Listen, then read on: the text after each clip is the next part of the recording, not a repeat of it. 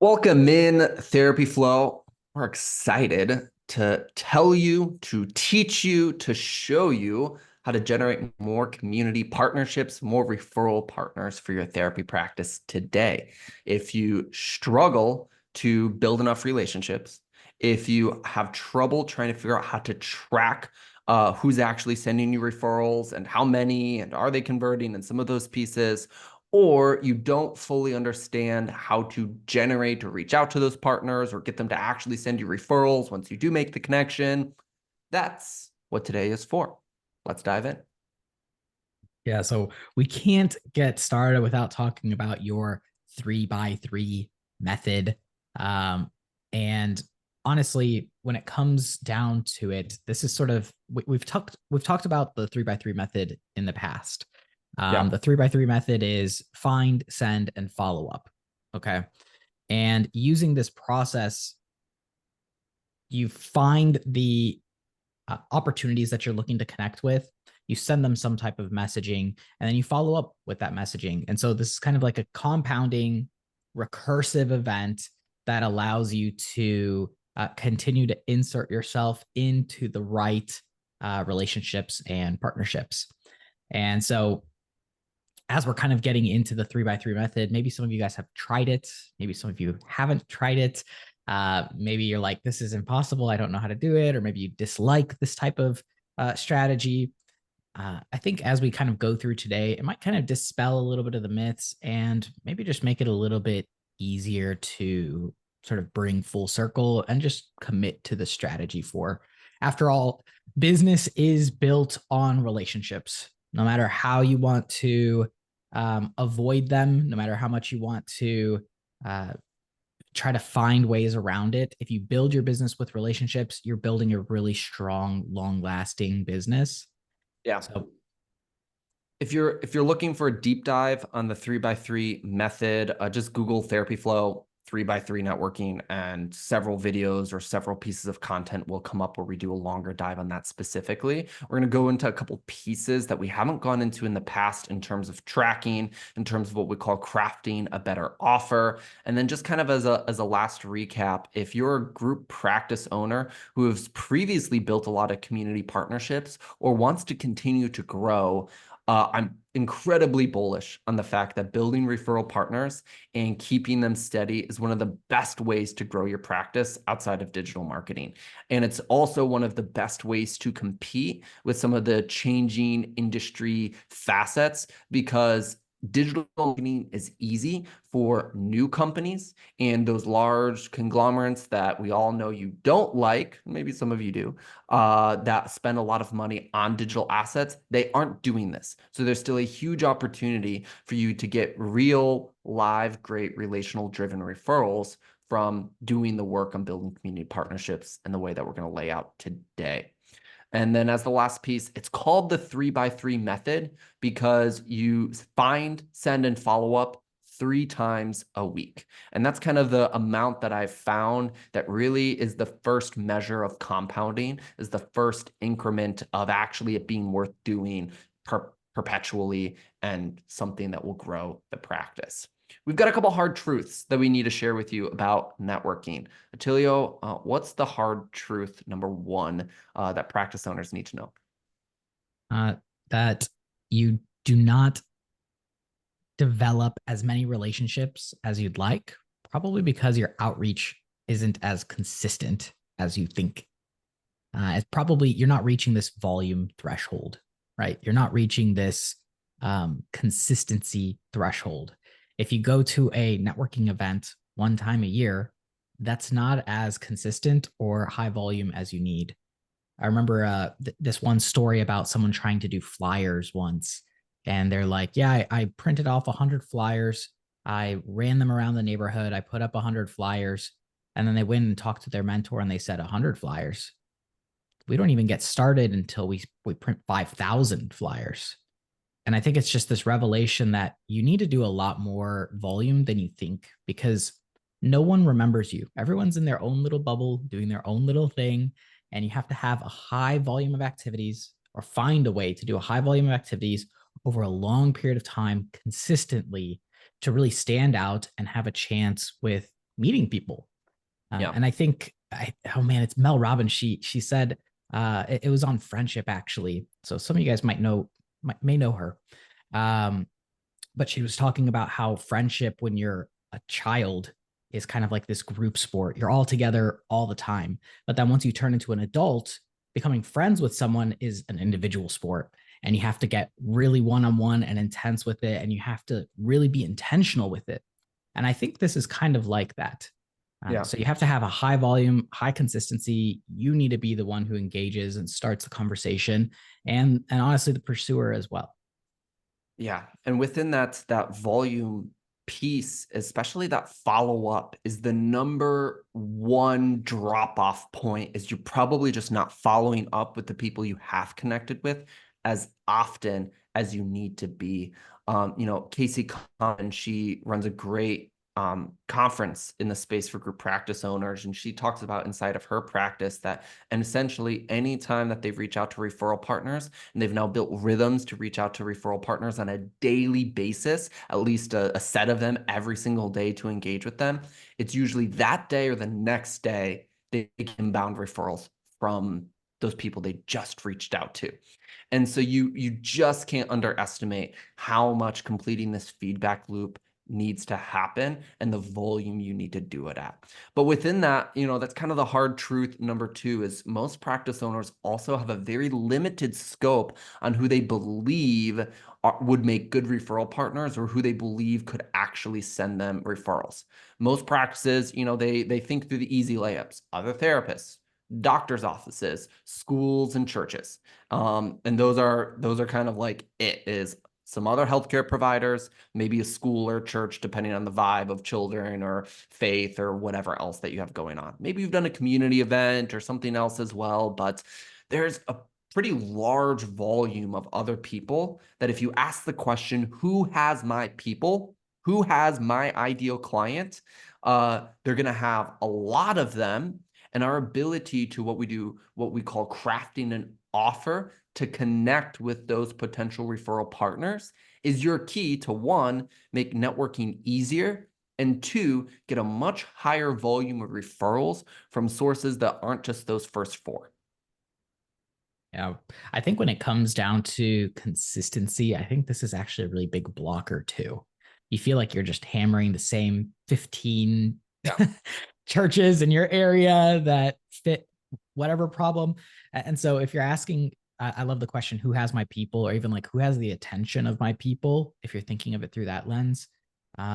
Since some of you may be like, well, who has the attention of my people? And you're like, well, maybe this magazine has the attention of my people, or maybe this coffee shop has the attention of my people, or maybe this vet clinic has the attention of the people that want equestrian therapy, or the people who, you know what I mean? So there's a Yep. lot of different angles that you can sort of take this and build on, so that way you can build a really big list. You're going to need a big one. Yeah. There's a couple ways that you can think about crafting an offer. Bottom line is every single business, every single organization that's trying to make money, and even nonprofits, even more so, what they're just trying to add value. They're just trying to add value to the people that they interact with. And they are constantly looking for better ways to add value, better ways to serve their clients. And this is true for you too, as well, inside of your therapy practice. So if you can craft a process, if you can craft an offer that will add value to their people, they will become your people, and it will be really phenomenal.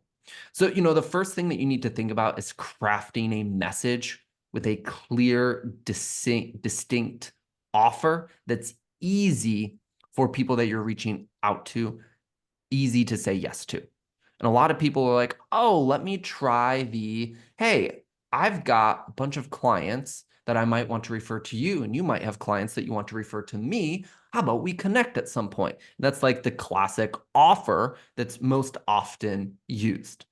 That works sometimes, but there's some better ways to approach creating an offer. And we can get into a couple examples here. Yeah, I think when it comes down to it, the most effective way that we've seen what you're trying to do is build a relationship here. Okay. I know that ultimately you're going to receive referrals, but you want to build a relationship. And one of the easiest ways to build a relationship is to reach out and ask someone to partake in your content or your content distribution. Yeah. And what that looks like is, if you have blogs that you're writing, maybe you can ask them to co-write or write a topic that you'll post and publish on your website. Or maybe you decide that you want to start a podcast or start a video, like an interview process, or start Yep. something interesting so that you can invite these individuals to take part in something that you're starting and have them get published on your platform. And so this works extra well if you're building a platform or you have a platform already. So say that you've been investing in SEO and you get a lot of web traffic. The really cool thing that you can do is say, hey, Mrs. Jones, we get 6,000 website visitors every single month, and we have 2,000 newsletter readers every month, and we'd like to feature you in our blog. Are you interested in writing something for us? And maybe we can collab on what that looks like. That's Yeah. a great way to be like, wow, I'm going to, like, this person has some people that I can talk to. I'm going to publish something with them. It's going to be awesome. They're going to distribute me. I'm going to distribute them maybe later. There's going to be a give take, and we're going to build a solid relationship from this content partnership. And it gets even more powerful the longer you do it, the bigger your network gets, the more distribution that you have. And this offer is something that's universally almost always accepted. And there's no shortage in content, in content eyeballs. If people like you, people will follow you. If people will follow you, there's a good chance that you get business from it. Yeah. Bottom line is some of the best ways to actually drive referrals is to just practice going first. You think about what the people you're reaching out to want and need. A lot of it's just connection, communication, it's networking for themselves. I know some therapists, they've had massive success by just hosting the networking event, either for the other therapists in the area or the other doctors or all the area CEOs. I talked to some providers, whether it's churches or they're trying to get EAP programs with certain pieces or get access to school principals. Another really easy offer is to host a monthly or a quarterly lunch or quarterly networking event, either at your office or at another venue. This can be, a morning or an evening. Like, there's so many different ways to do this, and then invite them into it. And you'd be shocked at how many people would be like, oh yeah, just by sending them a message or mailing them an invite, right? You need 30 local business owners in the room to know who you are, right? To just have that awareness and spread the love. And you do that monthly with 30 different business owners every month, and you provide some coffee and a networking space, and it's, sponsored by your practice. You'd be shocked at how far that goes by being the source of being a connector and a relationship driver. And you don't even have to be the person that speaks or does other things if that's not your vibe. It requires sending an email or putting an invitation in the mail and renting out a little space or some of those things. And so we want you to get past this premise of reaching out with, hey, you refer me, I refer you, to like those 4 core providers that we talked about. We want you to grow past that because the industry is growing past that. So if you want to reach scale and you want to build genuine great referral partners, you have to ingrain yourself into your community with the type of people who will build your reputation, understand who you are, and start conversations about other partnerships. Because what happens after 3 months of that principal who's having a bunch of mental health issues with their school and their kids and their teachers, suddenly they're like, hey, what can you guys do? How can you guys help support us? And you're like, oh yeah, let's come in, let's do a workshop. Or, oh man, let's get some flyers at the turn of the year after spring break and make sure kids get sent home with something. Let's whatever else. And suddenly you become a resource that goes above and beyond with some of those things. The last thing we want to talk about is one of the other last barriers that often keeps practices from doing this at the volume and at the level of consistency that you often need to hit. And that is just the tracking piece. And this is really important whether you're doing it for yourself, but especially if you're trying to bring in like a community director or a partnership builder that's inside of your practice, do some of this for you. You need a source to track and evolve the way that you're doing outreaches in the way that you're receiving and tracking referrals from these providers. Yeah. When it comes down to it, if you don't have the data on this, it may be discouraging, or you may just not know exactly how to set your performance indicators to know if you're doing well or not. One of the easiest ways to kind of get started on this, I would look at this a couple different sides. One is have a pipeline to track the individuals that you're reaching out to. So this is like, who are you connecting with on a business to business level?